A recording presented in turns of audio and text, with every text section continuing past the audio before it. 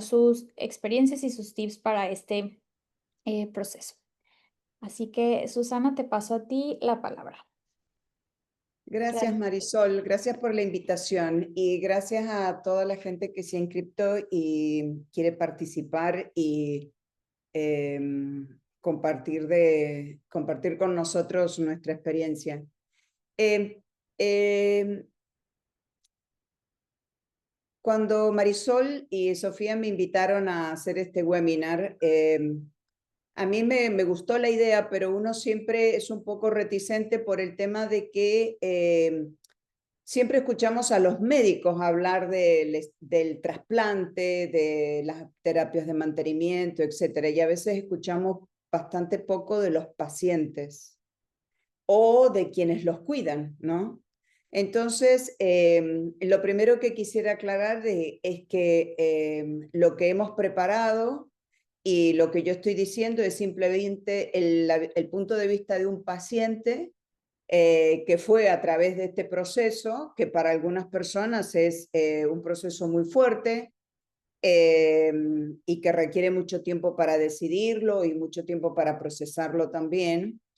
Y que lo que presentamos aquí es simplemente una experiencia personal que se puede trasladar a algunos pacientes que tengan un tipo de personalidad similar o que vayan a través de un proceso similar, pero yo creo que no todos los pacientes respondemos de la misma manera a un tratamiento, a un trasplante de células madres, ¿no? El proceso, todo el proceso que se hace, a pesar de que es una terapia que se hace ya hace más de 40 años y que está comprobada y está muy bien estudiada, todavía sigue siendo una terapia que depende de cómo responda un paciente. Y hay casos en que pacientes, yo he escuchado de casos de pacientes que detienen al mieloma por 6 años, algunos por 10. Y también conozco otros casos de pacientes que han tenido el trasplante de células madres y solamente han podido estar en lo que se dice remisión, aunque realmente nunca hay remisión completa para el mieloma, pero por un año nada más, ¿no? O sea, como dijo Marisol, a mí me diagnosticaron con múltiple mieloma en el año 2020 y quiero decir también que seguramente para todos para mí fue una sorpresa porque sinceramente, o sea, nunca pensé que tenía ningún tipo de enfermedad porque creo que me parecía que yo era la foto perfecta de una persona saludable. Y no entendía lo que era el mailoma tampoco. Entonces, me costó mucho no aceptarlo, pero entender qué es lo que era, porque en realidad yo no entendía bien qué es lo que era, hasta que empecé a educarme y, y empecé a preguntar, ¿ah? Y encontré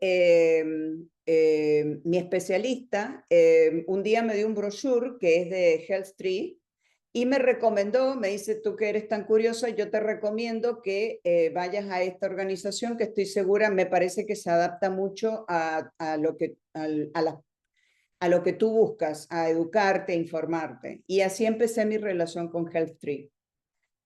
Pero después de 2 años que fui diagnosticada, decidí que quería hacer el trasplante. Mi especialista siempre quiso hacerlo desde el primer momento porque mi mieloma es de alto riesgo.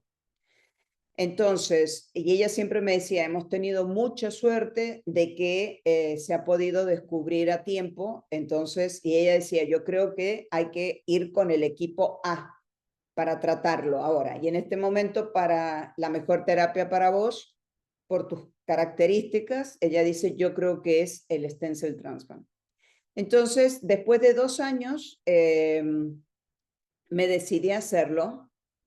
Y yo creo que habían, a pesar de que estoy segura que a los pacientes y a los caregivers, a la gente, porque esto es un proceso que no es el paciente solo, yo creo que también está la gente al lado la familia, los hijos que ayudan, o tu madre o una gran amiga que ayuda en este proceso.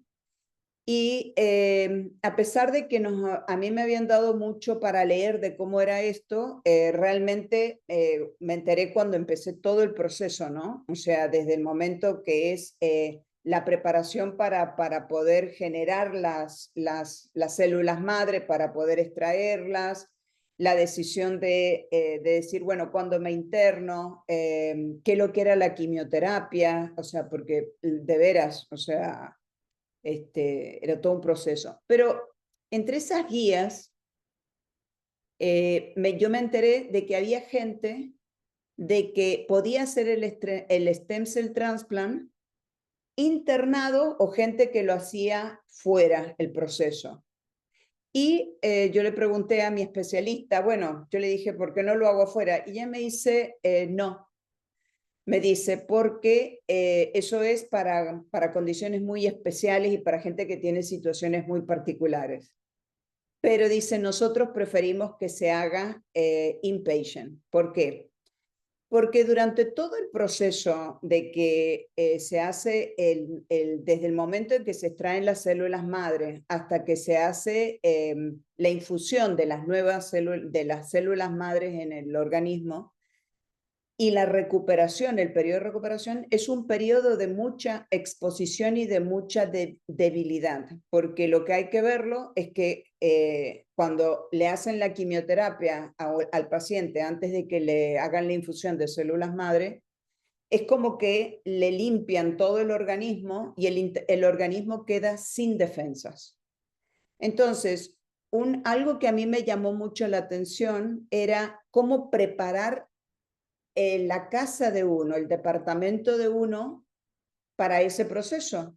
¿Por qué? Porque no me podía, tenía que tener mucho cuidado de que no estuviera expuesta a ninguna bacteria, a ninguna agente que posiblemente pudiera estar o resfriada o gente, digo, alguna cosa de suciedad, etcétera, etcétera. Entonces empecé a leer y lo primero que hice antes fue preparar mi casa.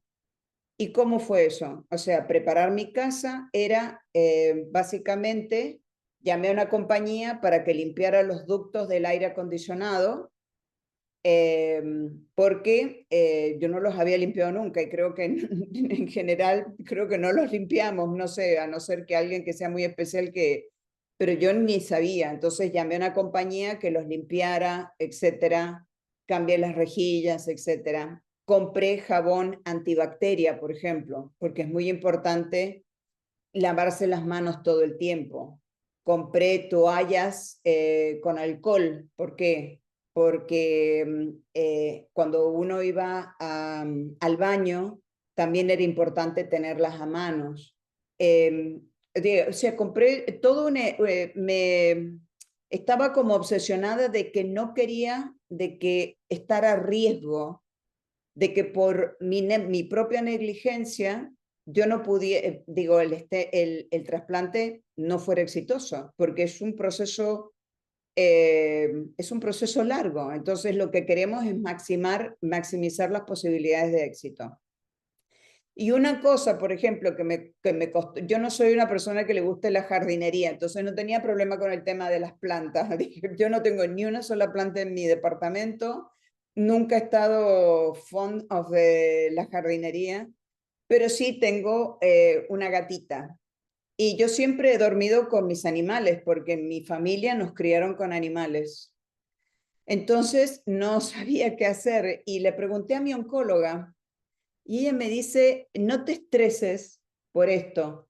Dice, llévala a la veterinaria, que le hagan todos los análisis, que ella esté bien, que la bañen, que le corten las uñas. Yo le decía, pero eso yo lo hago siempre. Bueno, mejor todavía, me decía ella. Y entonces me dice, dice, para el periodo cuando vuelvas a tu casa, trata de que ella duerma en su camita y que no venga a acostarse contigo hasta que pase por lo menos unas 2, 3 semanas, hasta que te estabilices. Pero me dice, yo o sea, tampoco me decía ella, no te estreses ni te pongas obsesiva. Y es importante porque, bueno, mi gatita ha estado conmigo más de 10 años y ella está acostumbrada a estar conmigo, ¿no? Podemos ver la otra pantalla, Marisol. Y el otro tema es que si uno va al hospital, generalmente hay un montón de accesorios que, por supuesto, los provee el hospital, las enfermeras. Mi experiencia es que las enfermeras están muy bien entrenadas para ser muy precavidas con los pacientes, ¿no? Para que por cualquier riesgo de infección que pueda tener un paciente que tiene un trasplante de células. Por ejemplo, doy un dato, a mí me impresionó en el MCI, en la parte donde se hace el trasplante, que las enfermeras tienen un sensor que si ellas están cerca de la cama del paciente, el sensor bipea si ellas no se han limpiado las manos con el alcohol. O sea, realmente que me impresionó. Entonces, digo, había un sentido de seguridad en el sentido de que yo me daba cuenta que había mucha precaución. En general, lo más importante, porque a mí me tocó estar en el hospital 10 días. Hay gente que está un poco más o hay gente que está menos. Pero y eso depende cómo uno reacciona, más que nada a la quimioterapia, porque la quimioterapia que se hace es el Maflam, que es una medicina para quimioterapia que es muy fuerte y muchos pacientes reaccionan muy mal, otros medianamente y otros, digo, son más afortunados.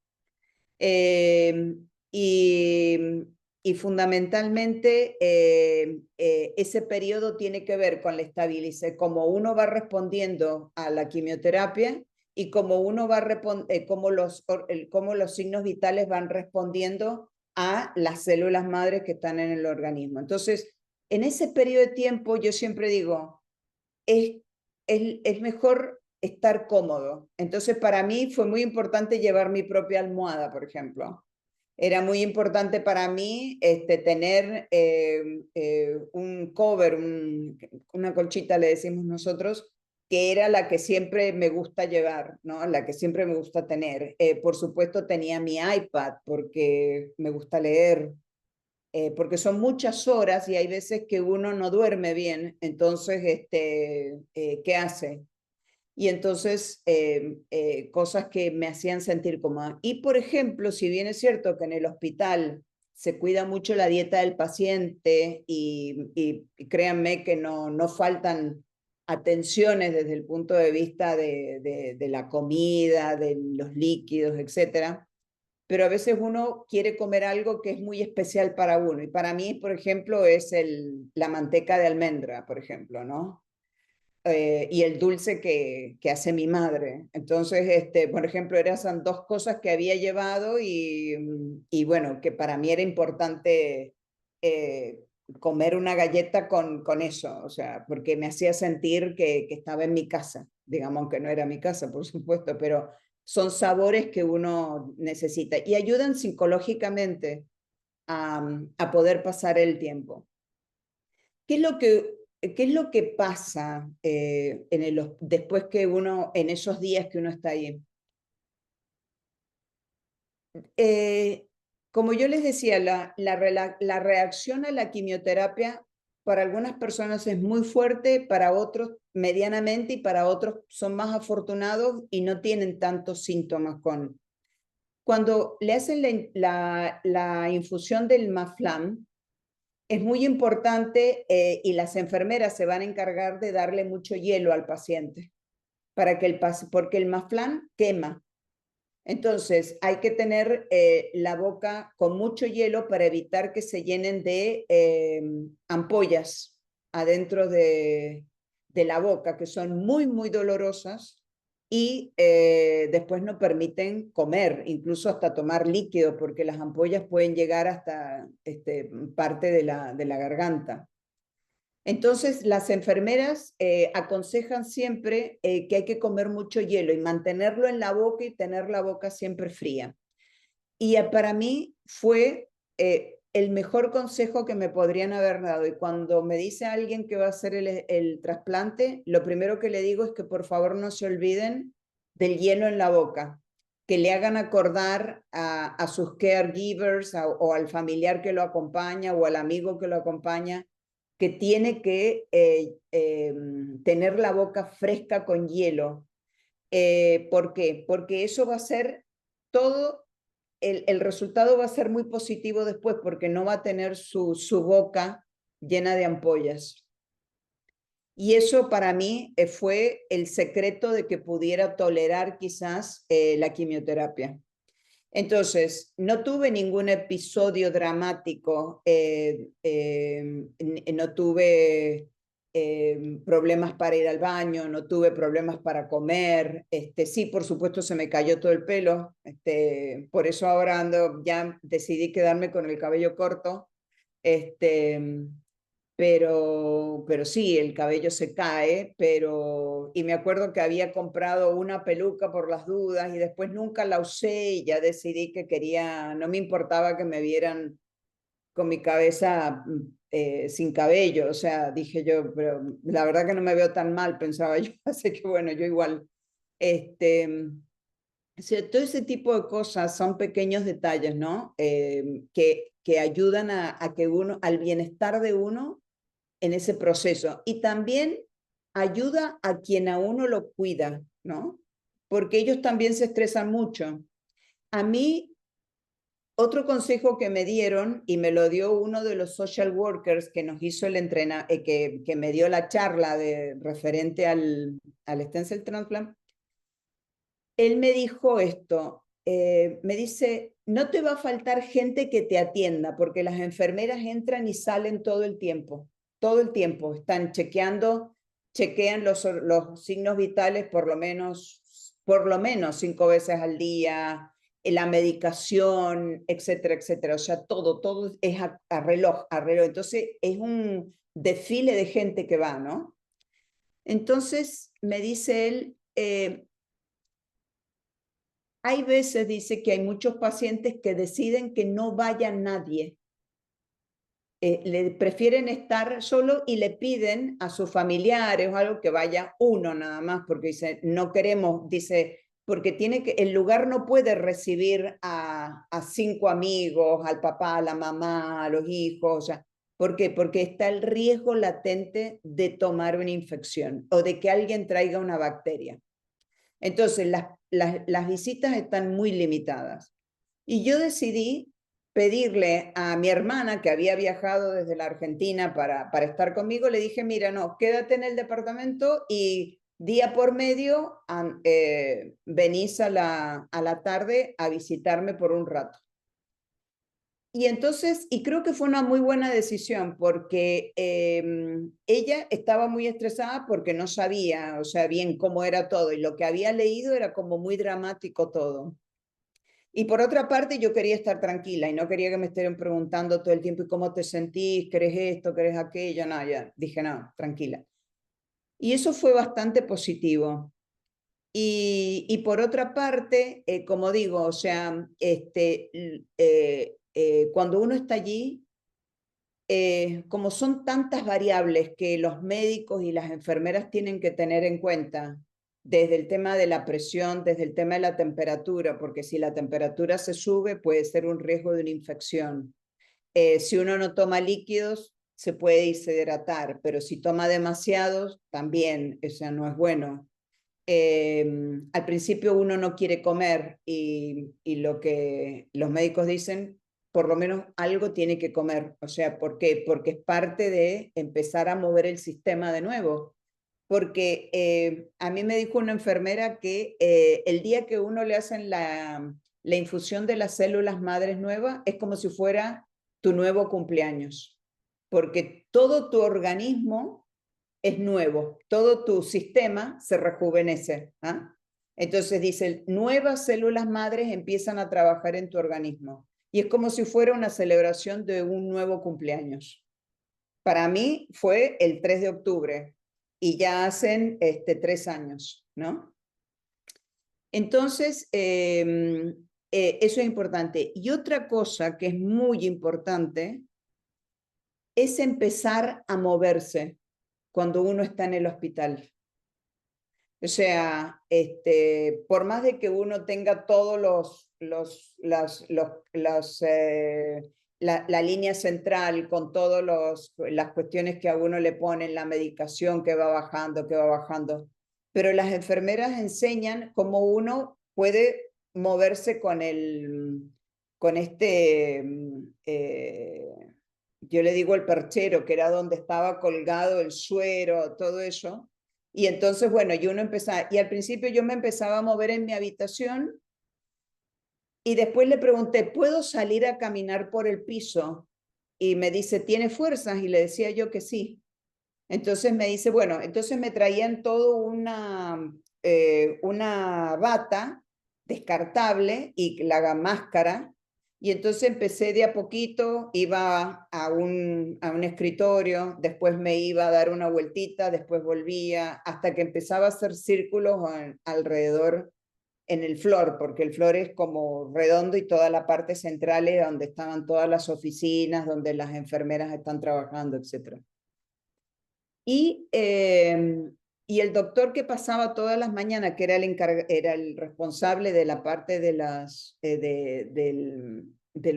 stem cell transplant, él me decía, dice, ojalá todos los pacientes hicieran lo que estás haciendo.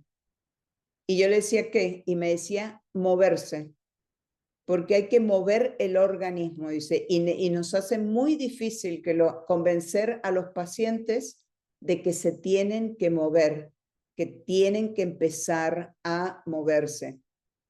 Y entonces, bueno, empezaron a hacerme cada vez, o sea, se hacían análisis de sangre prácticamente todos los días. Yo necesité una infusión de sangre, pero no cualquiera, ¿no? Porque el paciente que tiene trasplante de células madre y que tiene mailoma no puede recibir cualquier trasplante de sangre. Y eso lo explican en el doctor. Entonces tuve que esperar. Y entonces una cosa muy interesante que cuando te hacen el trasplante de sangre, te dan la tarjeta con el nombre del donante por si uno quiere enviarle un mensaje de agradecimiento, ¿no? Y entonces, por ejemplo, bueno, yo dije, voy a usar mi tiempo para agradecerle a este donante, que es una sangre especial, decía yo, ¿no? Cosas de ese tipo. Y es muy importante, por ejemplo, en esos días las enfermeras cabeceras explican que uno siempre tiene que llevar la tarjeta del trasplante en la billetera por si uno sufre un accidente. Yo, por ejemplo, hago bicicleta, mucha bicicleta, y a veces me voy 20, 30 millas en bicicleta, pero mi especialista siempre me dice que tengo que llevar la identificación y toda la información, porque si me ocurre algo y necesito una infusión de sangre, no puede ser cualquiera. La emergencia tiene que ya saber que tengo una condición especial. Entonces, esos tipos pequeños detalles, pero que son importantes, que se hacen parte de la vida de uno, ¿no? Y que si uno los toma, digamos, como normales, como que no generan estrés. Por lo menos yo trataba de que no me lo generaran. Entonces, digo, lo único que tuve más serio fue una infusión de sangre, una infusión de sangre que me tuvieron que hacer. No dormía, por ejemplo, me costaba mucho dormir. Entonces le pedí a una de las enfermeras melatonina para dormir y la autorizaron porque no podía dormir. Y también me dolía mucho la cabeza al principio, pero ya después se fue como relajando. Yo creo que era el estrés, era la tensión, me parece, ¿no? Y lo otro importante durante este proceso es de que a mí, por ejemplo, me pasó que estaba todo lo contrario de lo regular, estaba muy estreñida. Entonces, bueno, básicamente me daban fibra para que me pudieran mi organismo moverse, ¿no? Y eso funcionó bien y después todo normal, ¿no? O sea, me pasó lo contrario que le pasa a muchos pacientes. Y, y después de 10 días, el doctor, yo ya le empezaba a cada vez que venía a decirle, bueno, yo ya creo que estoy bien y me puedo ir a mi casa. Y él me decía, bueno, esperemos un día más, un día más. Y entonces al día 10 él dice, bueno, hoy dice sí, creo que te dejo ir. Y entonces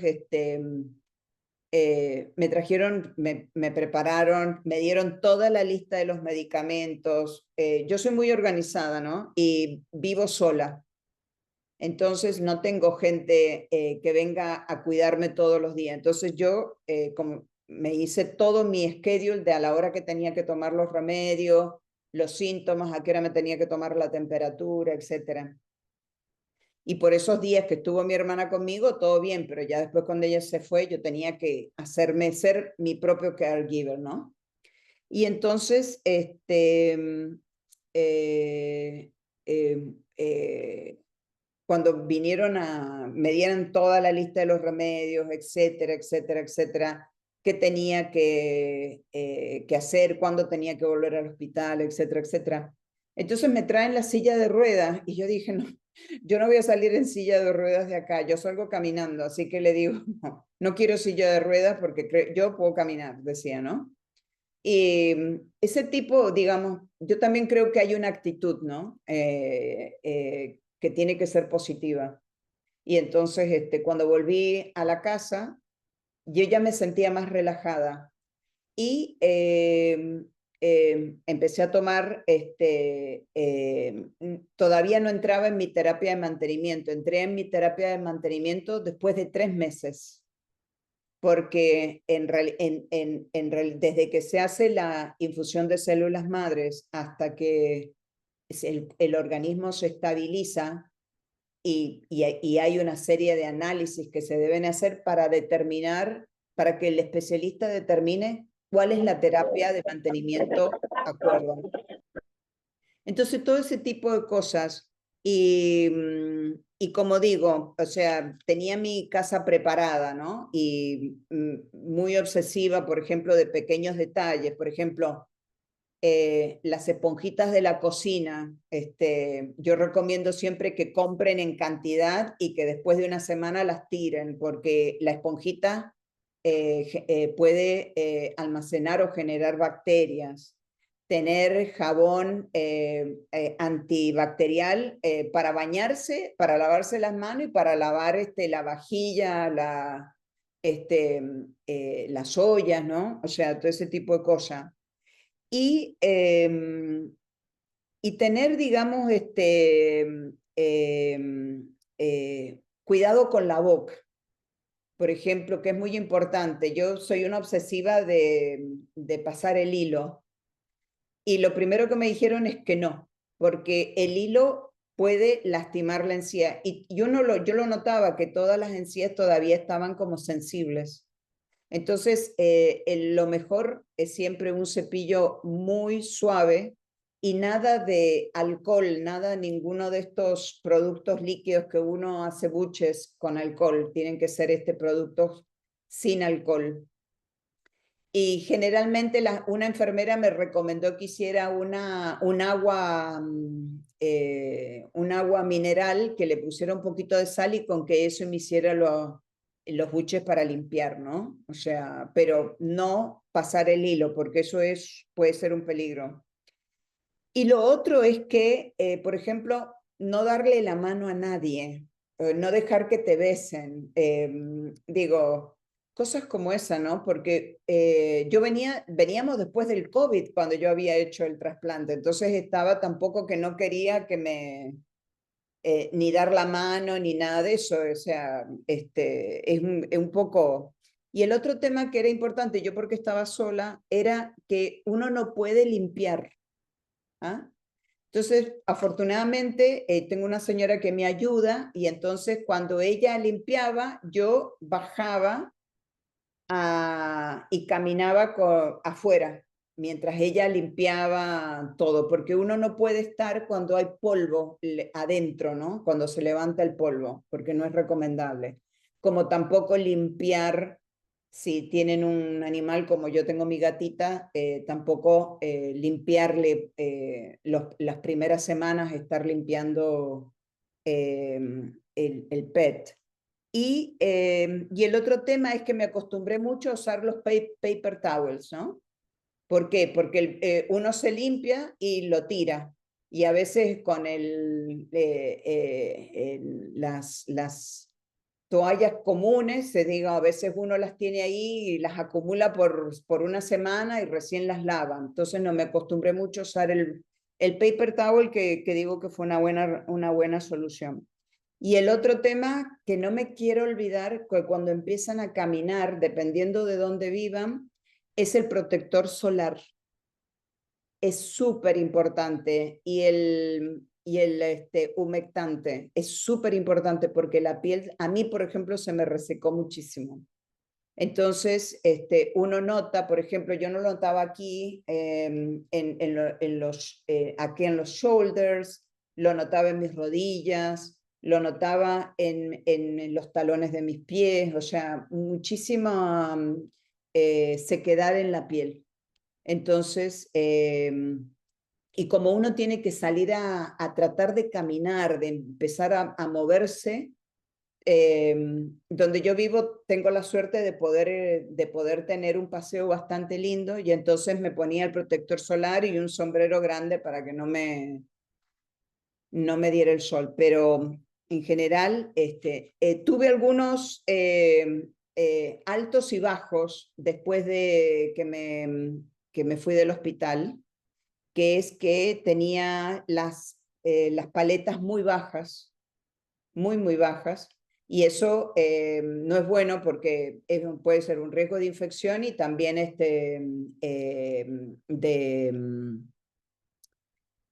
que uno no cicatriza bien, ¿no? O sea, si uno se lastima, lo que pasa. Entonces, bueno, tuve que tener, y después tenía las globulinas también muy bajas, ¿no? Entonces, tuve que volver al hospital en el medio a recibir unas infusiones para dar fuerza. Después de 3 meses, yo me sentía como nueva, muy bien. Y entonces ahí es cuando empecé mi terapia. Pero para sintetizar, o sea, para que puedan preguntar lo que quieran, ¿no? Yo creo que el trasplante es un proceso que tiene que ser exitoso y para que sea exitoso está en cómo uno lo gerencia, cómo uno se prepara para el trasplante. Ni qué decir, yo no bebo, bebía antes quizás una copa de vino o una cosa así, ya no bebo más, o sea, nunca fumé, digo nada de eso, o sea, yo conozco gente que no tiene la misma actitud y está completamente bien, ¿no? Pero bueno, digamos, como yo gerencio mi propio proceso con el mieloma, ¿no? Entonces, creo que es muy personal y tiene que ver mucho cómo uno llega al stem cell transplant, ¿no? O sea, cómo uno se prepara. Si una persona tiene diabetes, tiene que ser consciente de que antes de que le hagan la extracción de células madre y durante y después se tiene que cuidar mucho el azúcar. Si una persona tiene alta presión, tiene que estar relajada, tiene que aprender a hacer ejercicios de meditación. Es muy, muy importante todo eso. Entonces, digamos, como uno va gerenciando su propio proceso. Bueno, espero que esto les haya ayudado. Ahí veo que tenemos el tema de las vacunas y eso yo lo quería charlar después si a alguien le interesa, pero es un proceso. El proceso de las vacunas dura como 2 años. y va en paralelo con el proceso de mantenimiento. Y la razón por la cual es muy largo es porque uno tiene que pensar de que nuestro sistema es nuevo. Entonces, la razón por la cual se tiene que seguir un proceso, un protocolo de vacunas, es porque tenemos que crear las defensas para no poder pescar ninguna de esas enfermedades virales, ¿no? Ni neumonía, ni flu, ni la varicela, ni la papera, etcétera, etcétera, ¿no? O sea, porque para nosotros, para un paciente de mieloma, pueden ser fatales. Gracias. Gracias, Susana. Yo creo que es un tema muy interesante el de las vacunas. Hemos tenido varios eventos al respecto en inglés. Entonces, si quieres decir un poquito sobre eso, lo Sí, podemos incluir todavía. Ya tengo sí, algunas preguntas que nos han enviado, pero no son respecto a ese tema. Entonces, si quieres, lo podemos tocar así rapidito y ya nos pasamos sí. Yo empecé con las vacunas después de 6 meses del trasplante. Empecé con las vacunas que eran las más livianas, la del neumococo, la vacuna, por supuesto, para la tradicional para la gripe, y después de otros 6 meses recibí otras dosis de vacunas, ¿no? Y después del año, al año después, a los 18 meses, otras vacunas que eran para completar. Y ya después, a los 2 años, recibí una que eran la última, que creo que eran las más, que estaban relacionadas con la varicela y con los measles. Y y después lo que me hicieron ahora recientemente fue un test para ver si las vacunas habían, ¿cómo se diría en español? Habían Generado, como prendido en el organismo, ¿no? Como que habían generado habían los creado el anticuerpos. mecanismo de defensa. Ajá, Eh, Eso, ¿no? Entonces dio el test que me hicieron, dio bien, así que no necesito ya más vacuna, he terminado con ese proceso, pero es un proceso que dura, a mí me duró prácticamente 2 años y medio. Eh, eh, Hay un tema que es muy importante, que no me lo quiero olvidar, que es el tema de los shingles. Durante el periodo de mantenimiento hay un medicamento que se llama aciclovir o valaciclovir, que los médicos lo recetan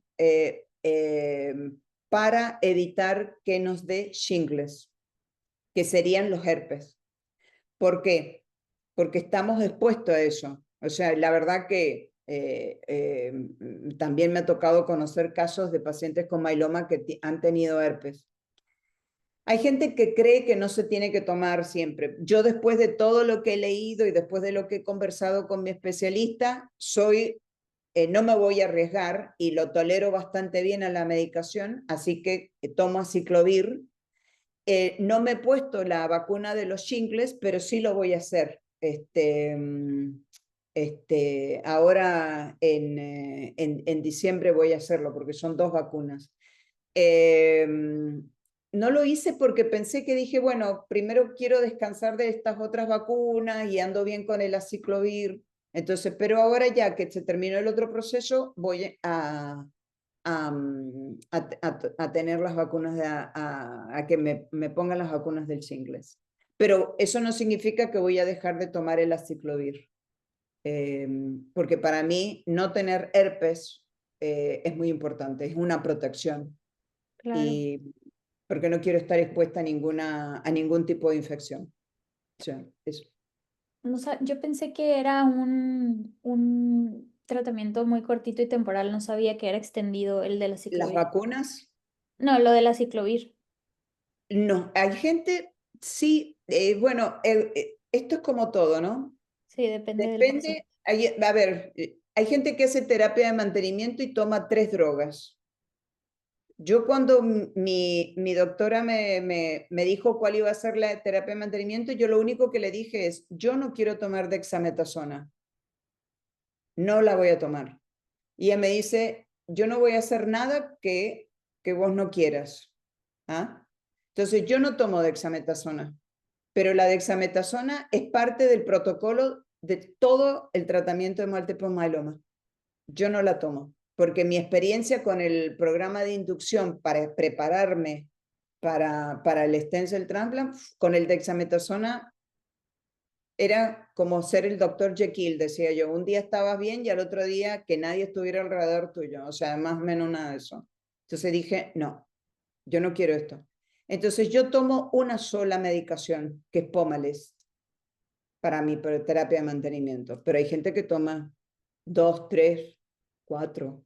Y hay médicos que dicen que de más que tomes mejor. Bueno, no sé, yo no lo comparto, pero a ver, yo gerencio mi múltiple myeloma y discuto mucho y le pregunto mucho y me educo mucho con HealthTree y escucho mucho a los especialistas, entonces trato de armar también, digamos, mis preguntas y qué es lo que cuando voy a la doctora, qué es lo que le tengo que preguntar y ella me dice, bueno, sí, quizás esto no, y bueno, pero es la forma en que yo gerencio mi enfermedad, ¿no? Y creo que para mí es muy importante eso, o sea, pero hay otros pacientes que prefieren no, y prefieren todo lo que, o sea, recibir todo lo que el médico y hacer lo que el médico dice. Hay médicos que, hay algunos pacientes que le cortan el aciclovir, eso sí yo lo sé, pero bueno, yo he decidido que no. Ok, qué interesante. Muchas gracias por compartirnos eso, Susana. Me hace muy interesante también lo que dices, que tú manejas tu mieloma, tú hablas con tu doctor, tú hablas de tu tratamiento, eres tu advocate, como se dice Sí, en español. sí, quizás por eso mi especialista me recomendó conectarme con HealthTree y esa es la razón por la que quizás yo tengo afinidad con la visión y con la misión de HealthTree y con toda la gente que trabaja en HealthTree, los voluntarios, los coaches. ¿Por qué? Porque es como que uno le toma el toro por las astas, ¿no? Dice, yo quiero saber qué es esto, yo lo necesito entender. Es muy importante. El mieloma es una enfermedad muy compleja, y dos casos no son iguales. No son iguales. Entonces, muy importante tratar de entender. Y si a otro paciente le funciona lo que está haciendo, yo me alegro, porque quizás para mí no funcione. Claro, pues muchas gracias por todas las experiencias que nos has contado hoy. Creo que están siendo de mucha ayuda para los demás pacientes y cuidadores que estén aquí en la llamada. Les quiero mostrar esta guía que tenemos donde viene como una lista de cosas que varias son de las que acaba de mencionar Susana y quería mostrárselos solo para comentarles que esto se les va a enviar a las personas que estuvieron, que se registraron y que están aquí para que les sirva para su trasplante. Y aquí vienen varias de las cosas que nos había comentado Susana, por ejemplo, antes del trasplante, qué es lo que tenemos que hacer. Por ejemplo, limpiar la casa a profundidad, lavar la ropa, las sábanas sin fragancia, revisar qué hacer con tus mascotas y tus plantas. Por aquí venía también limpiar los ductos, aquí está, limpiar los ductos del aire, que como comentabas es algo que nadie, no lo hacemos en nuestra limpieza regular. Entonces aquí viene una lista de cosas que cada quien puede revisar. Viene una parte de antes del trasplante. Lo voy a hacer un poquito más chiquito. Ajá. Luego viene del día del trasplante, un checklist básico que tienes que traer como en tu bolsa, digamos, en tu maleta más chica. Viene un checklist más extendido con cosas que pueden servirte para pasar el tiempo en el hospital, como tú mencionabas. Si ya vamos a estar ahí, pues estar un poco más cómodos y sentirnos un poco más a gusto en nuestra cama que vamos a tener del hospital, con actividades que podamos hacer, qué tipo de ropa necesitamos. Por ejemplo, vienen muchas sugerencias que use que de ropa de botones o de cuello V para que puedan acceder fácilmente al puerto. Lo que comentaba sobre los laxantes preventivos para el estreñimiento, que es muy común. También lo que comentabas de las aftas, que las enfermeras te dan hielo y así, viene también sugerido aquí que hay medicina para las aftas, que obviamente tienen que consultar con su doctor antes de llevar, pero pueden llevar algo para ayudarse con ese tema. Y pues es una lista bastante explicada y detallada que les vamos a mandar. Y lo mismo viene cuando ya estás de alta en casa, cosas importantes que debes de tener, como el termómetro, que dices que cada X tiempo tenías que monitorear tu temperatura, una silla para bañarte, si la necesitas, el soporte para sentarte y pararte del excusado, porque hay personas que van Ujú. a batallar con esa situación. Entonces, aquí viene una lista muy, muy extendida que hicimos Quería, paciente. Marisol, un Dime. detalle en el tema de las comidas, Sí. porque se recalca mucho que no se pueden comer alimentos crudos, ¿no? O sea, por ejemplo, había una nutricionista que venía y yo le preguntaba y ella me decía que no podía comer ni blueberries, ni raspberries, ni nada, nada de eso, y que no comiera ensaladas y todo eso. Y después cuando volví a ver a mi especialista, me dice ella, no, mi especialista va a dar una charla respecto de la alimentación, porque ella eh, está muy, muy concentrada en el tema de cómo se alimenta un paciente de mailoma, ¿no? Y Sí. entonces ella me dice, no, dice, la manzana la pelas, las raspberries, las berries, todas las en agua con bicarbonato, con una cucharadita de bicarbonato, la dejas un ratito, después lo enjuagas y lo pones en la heladera y te lo comes dentro de las 24 horas. Para preparar la ensalada, limpiar los vegetales con vinagre blanco, con un chorrito de vinagre blanco. Y ella me decía, pero no puedes dejar de comer vegetales ni frutas, ¿no? Ok. Sí, es un punto Entonces, muy importante. para ella es muy importante y que para mí también, porque yo extrañaba comer algo fresco, ¿no? Claro. Pero tiene que ver mucho en cómo limpia uno los vegetales, ¿no? Entonces ella decía, vinagre blanco, un chorrito, lo dejas que se descanse y después lo enjuagas. Y yo lo sigo haciendo hasta ahora, eso, todos los días que como una ensalada, o sea, y ella me decía, es la mejor forma y nunca he tenido ningún problema, pero hay mucha gente que dice, no, no se pueden comer ensaladas, no se pueden comer raspberry, no se puede comer frutillas, nada de eso. Y no, o sea, Sí, son frutas estacionales, ¿no? claro. Sí, ese es uno de los tips más buenos que hay para la limpieza de las verduras y las frutas. Se hizo un estudio aquí local donde yo vivo, que es un estado agrícola en México, o sea, el resultado fue que el vinagre es de las únicas sustancias que en verdad quitan todos los Sí, componentes que trae o sea, los pesticidas, insecticidas y cosas que traen afuera, incluso los mata a la todos. cerita de preservación que le ponen, porque muchos de los desinfectantes que usamos no lo hacen a profundidad. Entonces, eso del vinagre es muy, muy buen tip. Y si vamos a tener el evento con la doctora que nos estabas comentando el siguiente mes. Vamos a mandarles el link también al correo por si quieren registrarse y nos va a platicar sobre los alimentos y sobre la importancia de la actividad física dentro del tratamiento, cómo eso nos va a dar mejores resultados. Aquí en el chat nos escribe una persona que dice, estoy en Portugal y tras el diagnóstico de mieloma en el 2025 comencé el tratamiento el 8 de abril. En enero del 2025 comencé tratamiento el 8 de abril. Desde entonces también tomo aciclovir profilácticamente todos los días. En este momento, tras 4 ciclos de tratamiento, está esperando fecha para su autotrasplante. Mucha suerte. Muchísima suerte y que le vaya muy bien y que lea la guía que le vas a mandar, Marisol, porque la guía está muy, muy buena.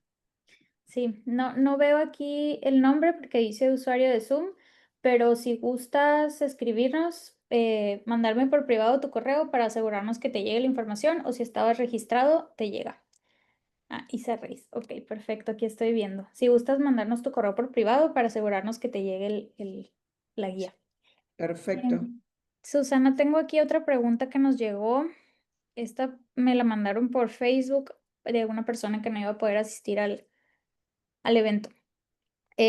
dijo, la pregunta era que en retrospectiva, ¿cuáles eran las 5 cosas que te hubiera gustado tener en tu casa listas antes de tu recuperación en el trasplante?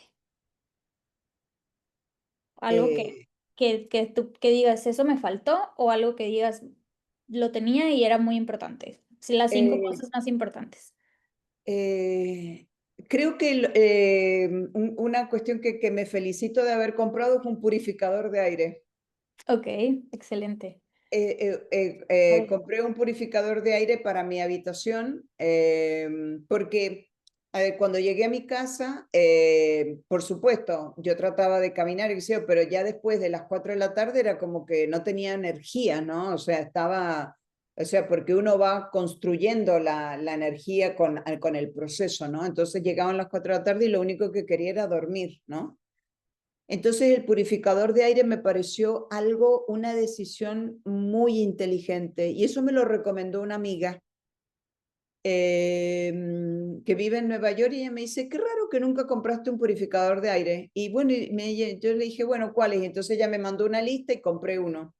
Y me parece que fue una gran decisión. Eso sí, excelente.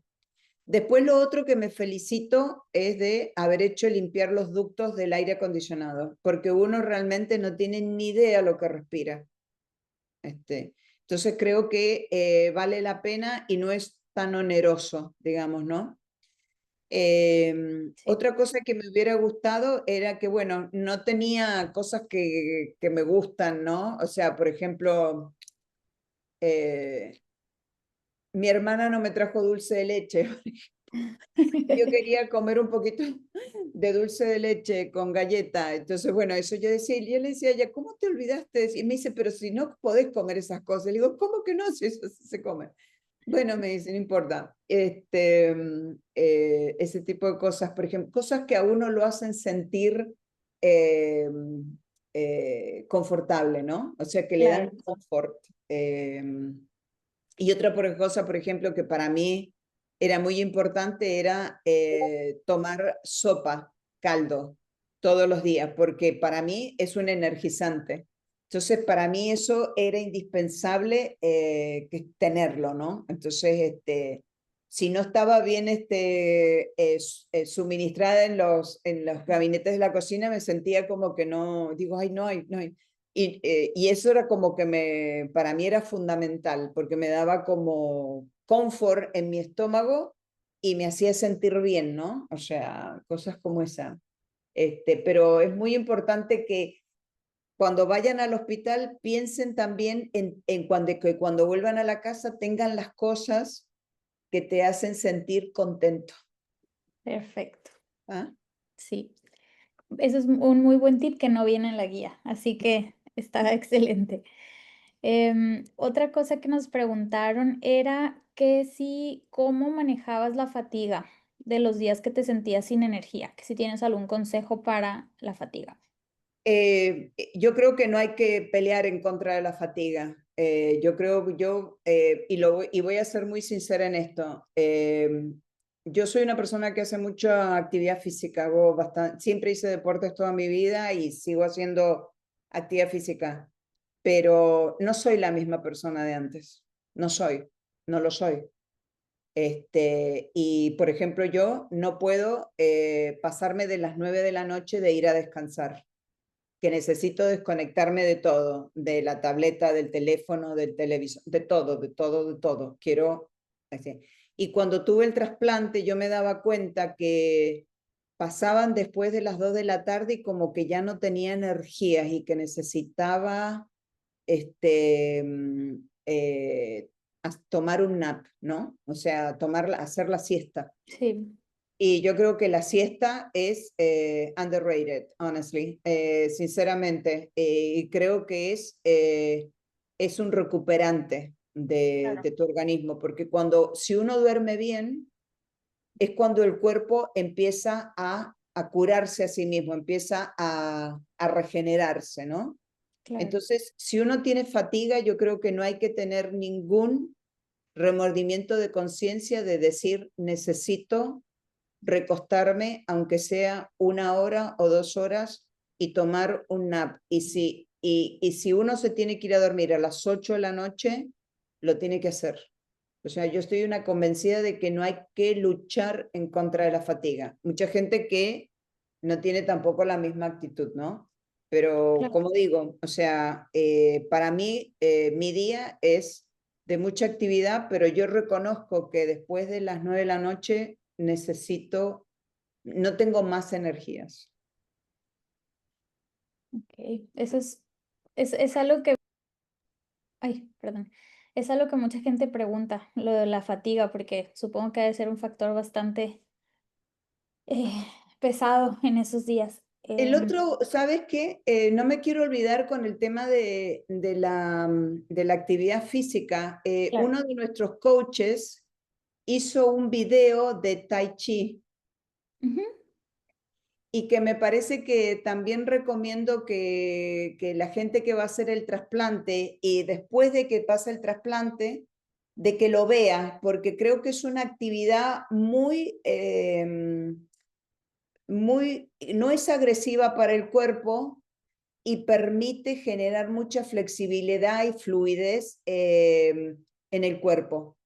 Uno de nuestros coaches hizo un video educacional de Tai Chi, que si Marisol lo pudieran subir en la sección acá está, el de, ajá, perfecto, perfecto. Y la verdad que me pareció excelente que él hiciera esto, porque esto es muy útil para todos los pacientes después del trasplante. Muy, muy útil. Tenemos un par de videos de Tai Chi y de yoga en silla. ¿Están en inglés los videos? Vamos a intentar el siguiente año. No, bueno, vamos a tener el siguiente año uno como de algo similar, Pilates probablemente en español, pero estos videos tienen subtítulos en español de todas formas, entonces lo vamos a agregar a los Esto recursos. lo recomiendo mucho. Muy bueno para después del Sí, trasplante. Muy bueno. sí, estuvo muy bueno este evento. Fue de los eventos que más personas ha tenido en vivo este año. Estuvo muy, muy bueno. Aquí Ujú. tenemos otro comentario de César. Dice, hola, hoy ya hace 8 días que me dieron de alta luego de someterme a un trasplante autólogo y estoy aquí en casa aislado recuperándome. Como consejo, cuando estén hospitalizados es muy importante alimentarse bien y comer, así no se sienta hambre. Sí, muy importante mantenerse alimentado. Mantenerse bien nutrido. Y, mira, aquí nos está comentando la persona que nos acompañaba desde Portugal que su marido es instructor de Tai Chi. Ah, Así qué bien. Así que qué bien. A ver si luego tu marido nos puede dar también una clase aquí a toda la comunidad en español. Sí, qué bueno, ¿no? Eso está muy bueno. Sí, me encanta. Y bueno, sé que ya estamos al tiempo de irnos. Tenemos solo una pregunta más. No sé si tienes tiempo para Sí, por responder. favor. Perfecto. La última pregunta que nos habían mandado es que si tenías algún tip para manejar la ansiedad o el miedo antes y después del procedimiento. Mm, esa es una muy buena pregunta. Eh, yo soy una persona a veces muy ansiosa. ¿Ah? Quiero ya las cosas ya, ya, ya. Y, y yo creo que en esto yo me tuve que concientizar de que esto es un proceso, de que nada se resuelve de un día para otro. Y me llevó mucho tiempo poder entenderlo. Pero también charlé mucho con una gran amiga, ¿no? Que ella tiene la personalidad, digamos, perfecta para ver estas cosas en perspectiva, ¿no? Y, eh, y el miedo, sí, yo creo que yo voy a decir algo que quizás no es aplicable para todos los pacientes, ¿no? Pero cuando uno tiene mailoma, el mailoma no tiene cura, por ahora, ¿no? Por ahora. Pero sí hay muchas terapias que hacen que uno pueda vivir, tener calidad de vida. Para mí siempre fue cuando empecé a entender lo que era la enfermedad y lo que yo decía, yo no quiero perder mi calidad de vida ni vivir la vida que yo vivo, ¿no? O sea, que es como yo quiero vivir. Pero también es cierto que siempre pienso, no todos los días, pero pienso que algún día el mieloma va a volver. Entonces lo que yo quiero es estar preparada para cuando vuelva, saber cuál es el siguiente paso, cuál es la siguiente terapia, ¿no? Es como imposible decir, olvidarse. No me olvido porque yo tengo que tomar una pildorita todas las mañanas durante 21 días, descansar y volverla a tomar por 21. Entonces es imposible. Y cada 3 meses tengo que ir a hacerme los análisis para ver qué es lo que pasa, si estoy bien, si no ha vuelto, si tengo minimal residual disease, etcétera, ¿no? O sea, uno no se puede olvidar del mieloma. Pero entonces, lo que yo trato es asumirlo. Y si tengo miedo, sí, pues claro que tengo, no sé si miedo es la palabra correcta, pero sí, pienso que puede volver en cualquier momento, en 6 meses, en un año. Pero la pregunta es, ¿cómo me preparo yo para el próximo tratamiento, para la próxima terapia? ¿Cuál es la terapia correcta? ¿Cuál va a ser el tratamiento correcto? Y en eso es para mí el tema de decir, sí, es cierto, me da miedo que vuelva, pero tengo que tomar el toro para las astas, ¿no? O sea, el Claro. mejor consejo que yo puedo dar es decir que tenemos que gerenciar nuestra propia enfermedad y, y participar. Para mí Health Tree se ha convertido en mi comunidad, digamos, ¿no? Mi comunidad virtual, donde escucho gente que pasó por la misma experiencia y cuenta lo que le pasó, después escucho a los profesionales, escucho de las nuevas tecnologías, de lo que el FDA está aprobando o no aprobando, etcétera, etcétera, ¿no? O sea, por eso digamos, para mí esto se ha convertido, digamos, en mi comunidad donde en realidad puedo también canalizar parte de mi ansiedad y de mis resquemores, si uno quisiera llamarlo así, de que, bueno, ¿qué pasa después, no? Sí. Sí, tienes toda la razón. Tuvimos un evento, también lo voy a agregar a los recursos que se les envía por correo, sobre cómo manejar la incertidumbre hace como un par de años con una psicóloga y estuvo muy interesante también, entonces lo voy a agregar. Pero eso es algo que al menos a mí también me funciona, como dices tú, el estar informada y estar preparada me ayuda a mentalizarme. Me siento más lista con lo que va a pasar en el futuro. Entonces creo que ese es un excelente tip un excelente consejo que podemos dar a esos pacientes, que se mantengan informados, un paso adelante de qué puede pasar, qué es lo que sigue y un paciente informado siempre tiene mejores resultados. Y alternativas. Claro, sí. Pues Susana, muchísimas gracias. Ha sido un evento muy padre, la verdad. Se me hizo muy interesante toda tu perspectiva de este proceso. Te agradezco mucho por tu tiempo. ¿Hay algo que Muchísimas quieras gracias a agregar? ustedes. Muchas gracias por estar aquí con nosotros. Antes de que se vayan los que están aquí, quiero decirles, aquí está la información del evento que estábamos comentando, qué debo comer si tengo mieloma múltiple y los beneficios de la alimentación y la actividad física. Va a ser el 13 de noviembre a las 3 p.m. hora Ciudad de México, que son las 4, creo que son las 3 horas Colombia en este tiempo horario, pero creo que para esa época ya va a haber cambiado el horario.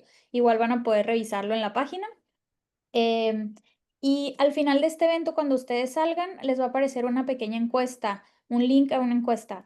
Les pedimos si pueden llenarla, es simplemente qué opinaron del evento y qué sugerencias tienen sobre temas que quieran aprender o personas que les gustaría que trajéramos a platicar aquí. Es muy importante para nosotros que nos ayuden con eso para poderles dar a ustedes lo que necesitan. Em, Voy a darle un último agradecimiento a nuestros patrocinadores, que gracias a ellos tenemos estos eventos gratuitos para las personas, que son Pfizer, Syndax, BMS, Sanofi, GSK, AbbVie y Amgen. Y muchas gracias a todos ustedes por su tiempo, por estar aquí. En la pantalla está mi correo. Cualquier cosa que necesiten me pueden escribir ahí y nosotros tenemos un equipo bastante grande de personas que hablan español en la fundación que pueden ayudarlos con cualquier tipo de recurso que ustedes necesiten para estar acompañándolos en este proceso de su diagnóstico. Muchas gracias a todos por estar aquí. Que tengan muy bonita tarde. Gracias, Gracias, Susana. gracias a todos, gracias. Adiós.